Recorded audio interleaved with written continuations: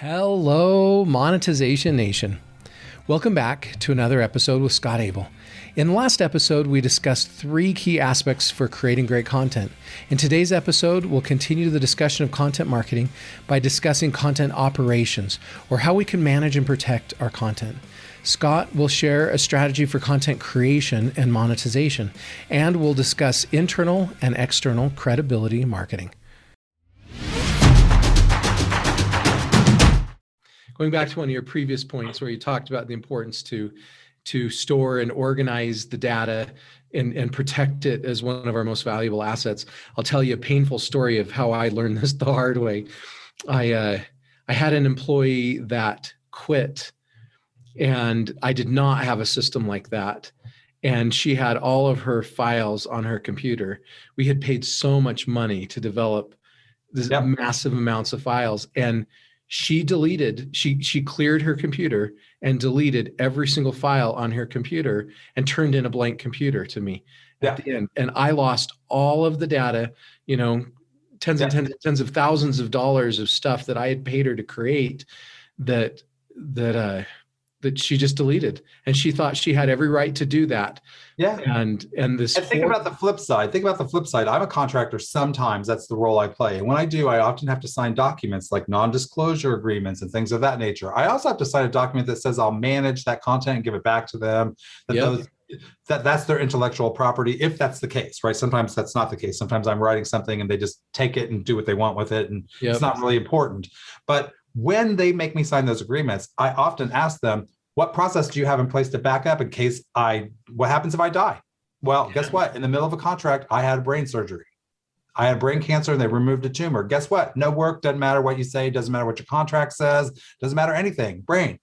Yeah, that's right. If I didn't get the treatment that I did and ended up in a different situation, I wouldn't have intentionally erased the files, but you might not ever have them again, because what happens if I just can't remember because of my brain surgery? Yeah. That contract doesn't protect you either. It's actually engineering your content as an operational part of your business instead of a tangential.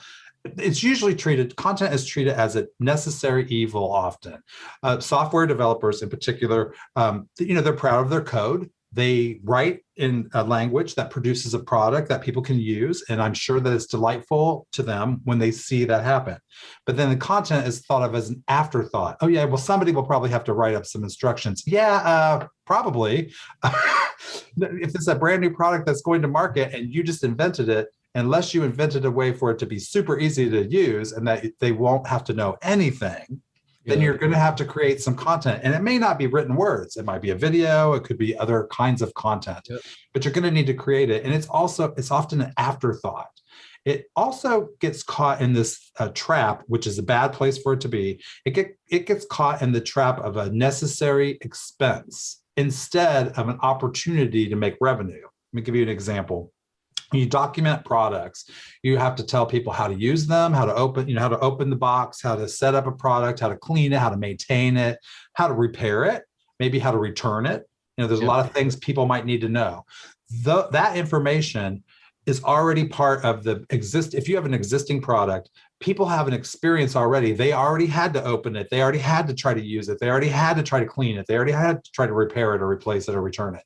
And if they had a bad experience with you, when they go shopping for another brand, they're going to not think about your brand because they want to get rid of you, right? And the first thing they do is not go read the marketing material. The first thing they do is Google the stuff they hate to see if people who use the new product think the same thing. Is it also stumbly and difficult to install? Is it challenging to use? Do they have a knowledge center that's more than a dumb chatbot that doesn't know anything and gives you stupid answers the whole time?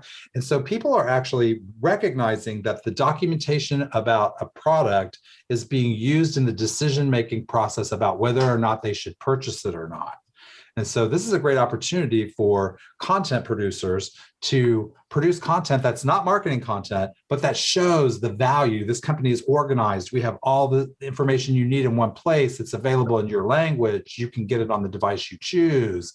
All those kind of things are kind of hidden in and baked in the problem with content. And if you can bust that open and make content operational If you made it, we call this content operations or content ops.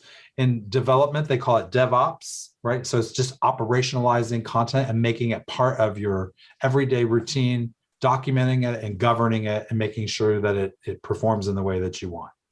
So if you had to go through and make your numbered list of your secrets and strategies to effectively do content operations well, what would you tell somebody?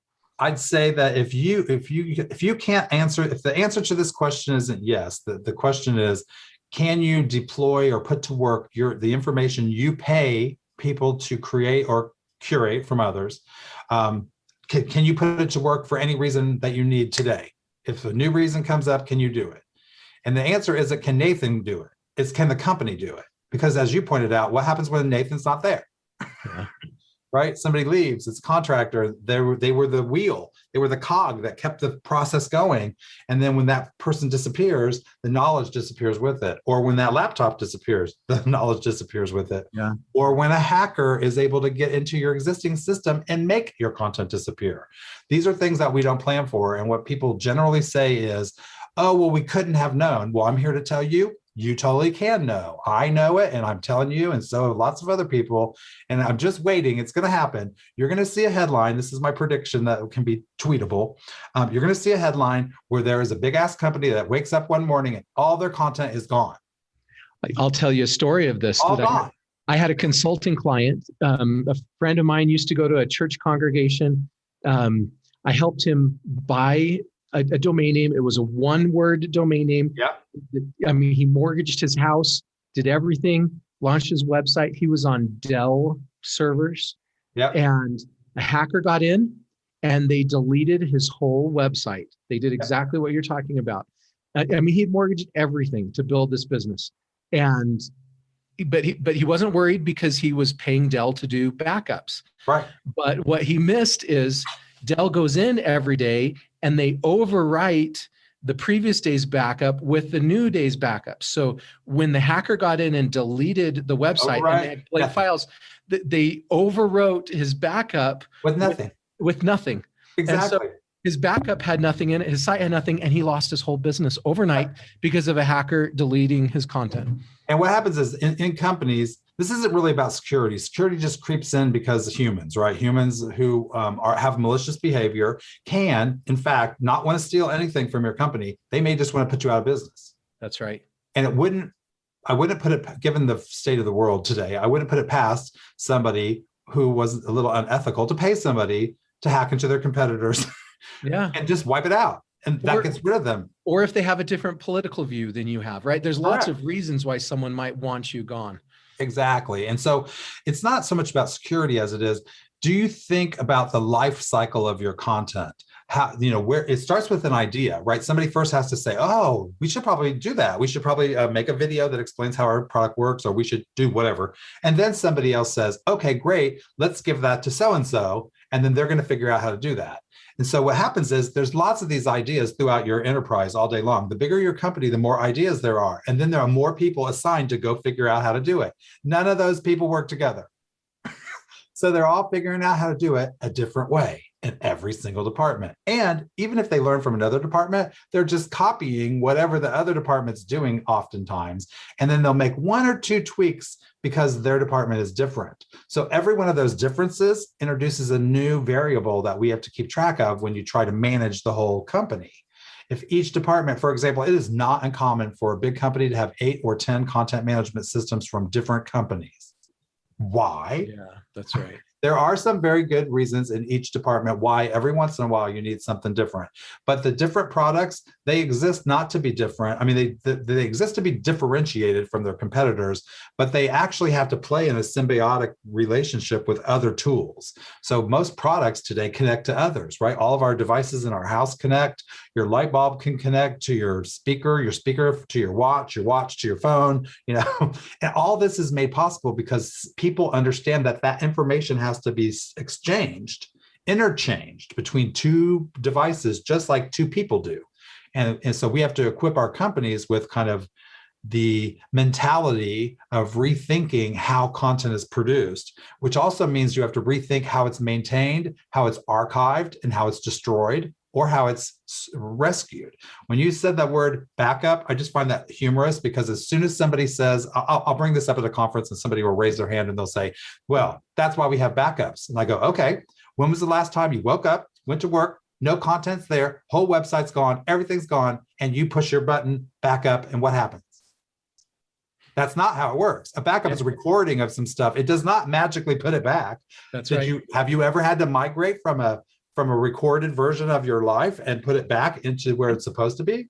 And I had once with one of my other businesses where a hacker did come in and delete one of my websites, and the backup that we thought was a backup didn't have all the data in it. And a lot of the stuff we thought was a backup was really old, was more than 6 months old. And so we had lost a lot of the new stuff.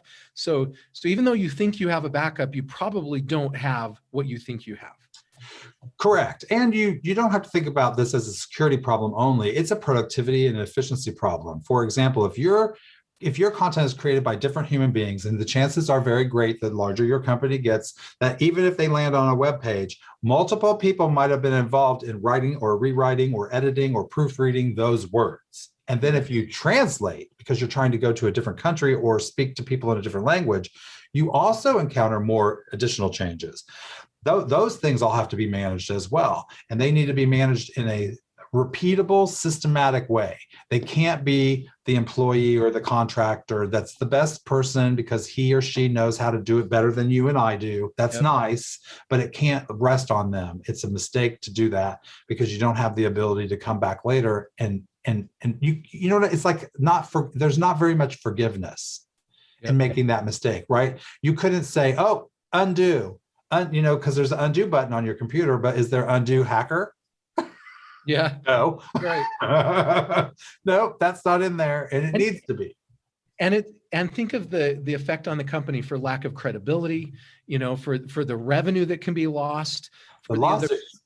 The lawsuits that can come from it. There's the negative press. There's so much negativity that can come from the company by not handling that correctly. Yeah.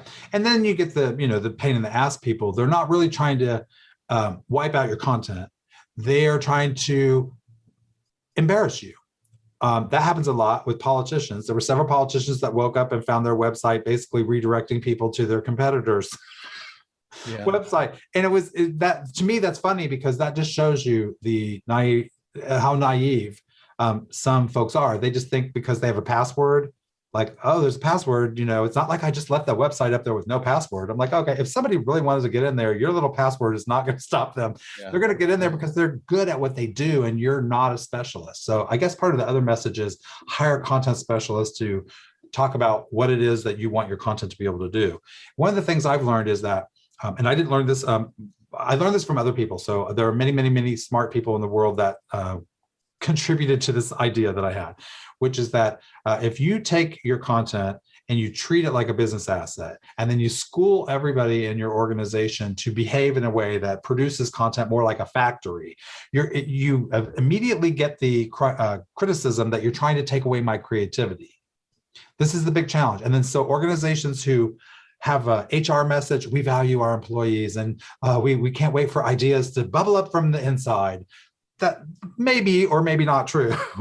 But when they hear that, they sometimes say, they had a great idea, we let them run with it. And it's like, that's great, except for then you made it how you do business every day. And so once you make it how you do business every day, it needs to be documented and governed, and it needs to happen on a repeatable basis the same way, right? Because if Nathan gets a new opportunity and leaves your company, and Scott is the new hire, you want to be able to drop a person right into that role, just like you would at a fast food joint, right? Like McDonald's has a process. If they lose the cashier, a new cashier comes, they train her the exact same thing.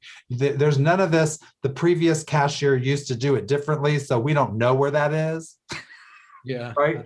Like we lost the cheeseburger we don't know where that.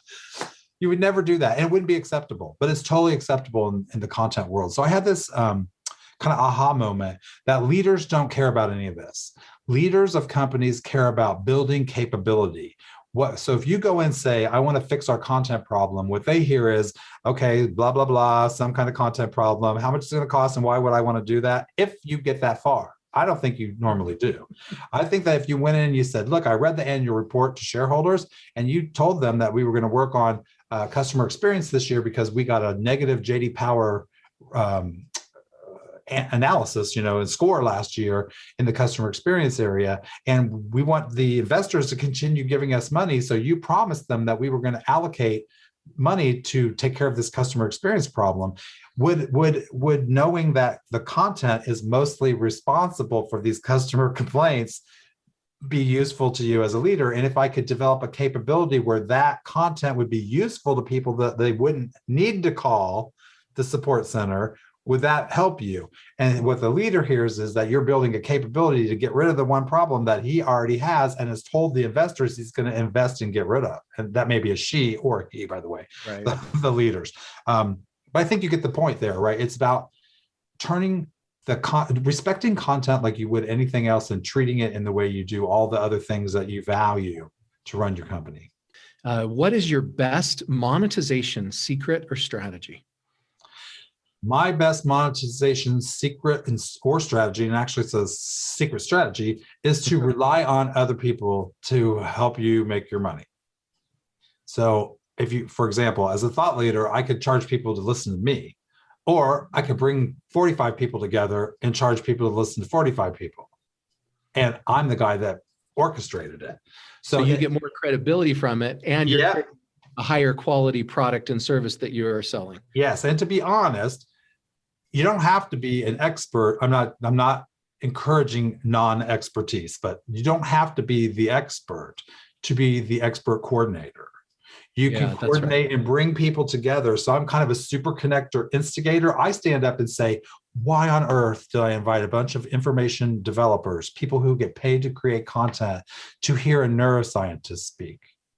Or why do I have a nightclub DJ from Greece on the stage doing a live video mashup? Because those concepts are what I'm trying to get people to understand, right? So I bring them together and people say, wow, he must be super good at what he does because look at all these people. So even if you weren't good at what you did, you would have a perception, an increased likelihood of being elevated as important. And, it's not important to me to be recognized in that way, but when it happens and then you can turn it into money, that's important. So for example, I also published a series of books that my gimmick was the series of books is called The Language Of. And the last word that would come after of is a discipline in the information management industry. So The Language Of Content Strategy, right, is a book. I invited 52 experts, each to define one term and explain why somebody would need to know what that term means if they're an information management professional. And each person that contributed to the book had a 2-page spread. They had their information, their bio, what they were good at, their specialty, the word that they were going to talk about, they defined it, and then they told you what it means. When I published the book, 52 terms, I published them on the web once a week, 52 weeks in a year. I also published the term and the definitions as a deck of flashcards, 52 cards in a deck of cards. See where I'm going? So that gimmick was not to sell the book. It was to say, look, content strategy is a thing. I got 52 people to tell you some useful stuff, and each one of them told you exactly the same amount of information. They only had 1 or 2 sentences to write the definition of the word that they were defining, and they had exactly 250 words to write why.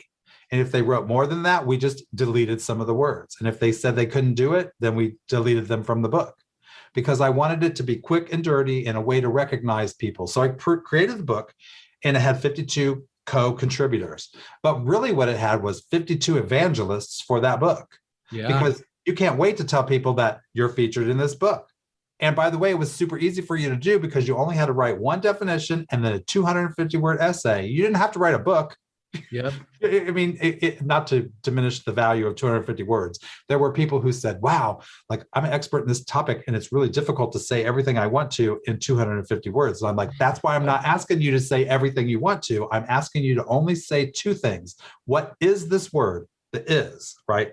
So the sentence should start off with this word is, right? It should tell you, like a computer is, and then you should tell them what a computer is. And then the question is, why do they need to know that? Not what's the ROI. But see, they immediately jump to that because they want to convince you. And I wanted to use this monetization scheme to get as many people as possible recognized, but affiliated with my brand. And I didn't want to copycat everybody else and do one of those cheesy, we asked everybody the same question and we put them all in an infographic and shoved it out the door, because I didn't think it was as valuable as setting up a web page where people could discuss with the author of the term whether they agreed with his or her definition. Yeah. That also created something it was incidental to my efforts. So I created a deck of cards, right, from the vocabulary words, 52 words, and on each side there was a word and the other side was a definition. But I recognized that I also created a directory of people. So I could have 52 consultants like baseball cards. On one side could be their face, on the other side would be their stats. All from the same book. All the content I had was exactly the same. I didn't have to go do more stuff. I just collected all the information once. And because I know how to structure it and make it machine processable, I was able to produce a book, a website, audiobook, ebook, flashcards, all from a single source of content with relatively little work after the initial structuring and strategy work was done, which is the painful part at the beginning that requires brain power and sometimes money. One of the tectonic shifts we talk a lot about that I think is one of the biggest tectonic shifts where businesses are dealing with today is called credibility marketing. So basically, businesses used to buy a bunch of advertising and then tell the world how awesome they were. Right. And that model just doesn't work anymore. Businesses are having to find much more credible sources through review sites and through customer testimonials and through word of mouth marketing and through influencers. You know, there's lots of ways that they're doing it, but they've got to communicate in much more credible ways. What credibility marketing have you seen? What stories or secrets or advice could you share with us about credibility marketing? The one thing I can say, there's two things, I just said one, but there's two. One is internally inside of companies. It's important to find the people who are good storytellers, who are good at being authentic and less about repeating the company line, right? What we need are people who are believable, who will be able to relate to the actual customers that we're trying to attract or maintain their loyalty. And so we need to sound authentic inside, right? It's not enough to just throw up a video from a YouTuber and go, see, look, we're authentic. We got a real person. He loves our product. Yeah, that's nice. But it's part of a bigger picture, right? You have to be more transparent. You have to be more authentic. You have to tell stories. So the second thing I would say is externally, if you bring in an expert, what experts usually do, and you've probably seen conference presentations, it's very common at a conference presentation to see best practices for X, Y, and Z. That's good. But what's better is, and more authentic and more believable, is what not to do. The 10 mistakes we made that you shouldn't make. And you know what? Brands don't like to say that because then they're perceived as they made a mistake. And I'm like, yeah, but you make them every day. Everybody knows it. Why are you pretending that this isn't a thing? Of course you make mistakes. Just get out there and say them. Now, you may not want to disclose the big mistake that's going to get you lawsuit, but you could say that you've learned from your lessons in the past. And here's the thing. Companies that try to tackle content strategy, I've worked for a company who has tried 3 times to adopt a content strategy and wasted millions and millions of dollars in the process, but mostly because they do not recognize this is a change management problem. I can design whatever great system that you need, and we can define people to make it work in exactly the way you want. But if you can't get your people to follow the rules, or if you can't get your people to want to do it, then you have a challenge that technology can't solve. Yeah. Right? It's a people problem. So I think one of the best things we could do is be open about the problems and tell people, hey, this is something I made a mistake about, and I want to tell you what I learned from it. Think about how valuable that is. You go to your boss and then they say, well, what could go wrong? Oh, yeah, 3 or 4 things. He did a presentation on it. He was very open. He shared these are the danger zones. Don't go near these danger zones. But instead, everybody likes to accentuate the positive. Yeah. So it's always about the ROI. And by the way, they also use words that don't seem to be talking to people. When you say your organization, you're not saying, Nathan, this is a benefit to you. You're saying, Nathan, that company that pays you, maybe you can convince them to buy our product so they can get a benefit. Well, if you're talking to an individual human being who, by the way, might have had their 2 friends laid off last week by that organization, they may not think of that. They may not care that organization is getting a benefit at the moment. Really, what they want to know is, how is it impacting me? Does it make my job easier? Will it Will it bring me skills that will make me more marketable when I leave this job? Thank you so much, Scott, for sharing your stories and insights with us today. Here are some of my key takeaways from this episode. Number one, we need to know what process we have in place to back our content up in case something unexpected happens. Number two, we can use content operations or content ops to put content into use and make it part of our everyday routine by documenting it and governing it and making sure it performs in the way we want. Number three, we need to be able to answer yes to this question. Can the company deploy or put to work the information you pay people to create or curate from others for any reason today? Number four, even though we think we have a backup, we probably don't have what we think we have. So we need to double check our backups to ensure we're prepared for anything. Number five, we can gather contributors to make content, gain credibility, and create a higher quality product. Number six, we need to focus on both the internal and external sides of credibility marketing. To learn more about or connect with Scott, you can find him on LinkedIn or visit his website at thecontentwrangler.com. And you can find links to both of those sites in the blog post for this episode at monetizationnation.com. You can also get my free ebook about passion marketing and learn how to become a top priority of your ideal customers at passionmarketing.com.